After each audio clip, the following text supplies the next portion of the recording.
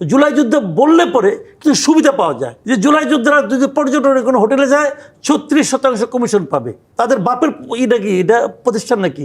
দেখেন এই শব্দগুলি খুব গুরুত্বপূর্ণ শব্দ, কিন্তু এই শব্দগুলো এই দেশের 90% মানুষের জন্য দুর্বোধ্য শব্দ। মানুষ বুঝে বাই বিদ্যুৎ, মানুষ বুঝে গ্যাস, মানুষ বুঝে বাজার দর, মানুষ বুঝে আইন শৃঙ্খলা।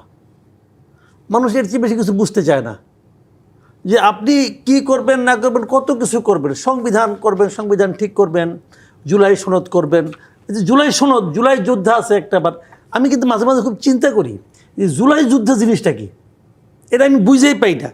জুলাই যোদ্ধা কি? মুক্তিযোদ্ধাদের কিন্তু একটা হিসাব আছে, যারা নাকি অস্ত্র হাতে যুদ্ধ করছে তারা মুক্তিযোদ্ধা, বা বাকিরা সহযোগী মুক্তিযোদ্ধা, একটা ডেফিনিশন তো আছে। জুলাই যোদ্ধা কি? ওই দিন দেখলাম 32 নম্বর এখানে মারামারি করতেছে, এক লোক বলতেছে যে, তা জিজ্ঞেস করে সাংবাদিক, ভাই আপনি কে?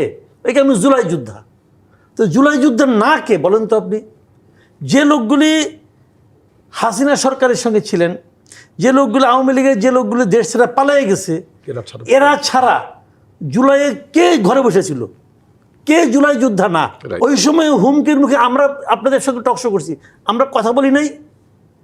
ওই সময় এই জুলাই যোদ্ধারা কয়ে ছিল? তখন তারা কোথায় ছিল? তাদের কেউ চিনত?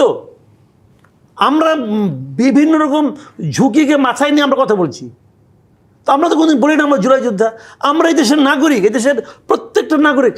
জুলাই যোদ্ধা নিয়ে এখন আলোচনা, মুক্তিযুদ্ধের আলোচনা হচ্ছে জানেন? মুক্তিযোদ্ধা নিয়ে যদি বলা হতো মুক্তিযোদ্ধার কোনো ভাতা নাই, যদি বলা হতো যে মুক্তিযোদ্ধার পোলা পান কোনো কোটা পাবে না, তাহলে দেখতে মুক্তিযুদ্ধ হয়তো না এরকম মারামারি শুরু হতো না। এখন শুরু হচ্ছে কেন? জুলাই যুদ্ধ বললে পরে কিছু সুবিধা পাওয়া যায়। যেমন ওই দিন দেখলাম যে আমাদের পর্যটন মন্ত্রী বলতেছে জুলাই যোদ্ধারা নাকি 50% ভাড়ায় বিমানে চলাচল করতে পারবে।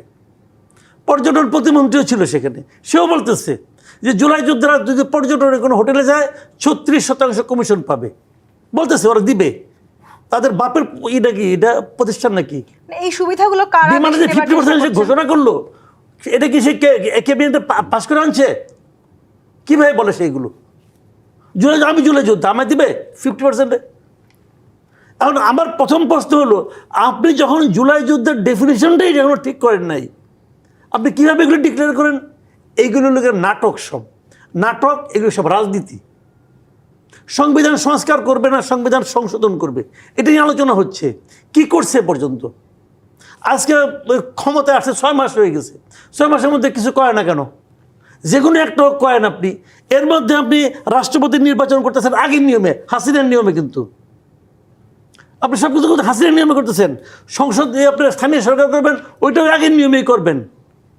আপনি বিচার বিভাগে আগের নিয়মে চালাচ্ছেন, একটু চেঞ্জ করছিল ওটা বাদ, ওটা নিয়ে কোনো আলোচনাই করতেছেন না। ওই যে আপনার বিচার বিভাগে আলাদা যে একটা করছিল, সচিবালয় করছিল, ওটা বাদ দিয়ে দিচ্ছেন। তো ভাই এগুলো হলো জানেন কি, বলার জন্য বলা। মোদ্দা কথা হলো, আমি ক্ষমতায় গেছি, আমি যেমনি চাই দেশ আমি ওইভাবে চালাবো।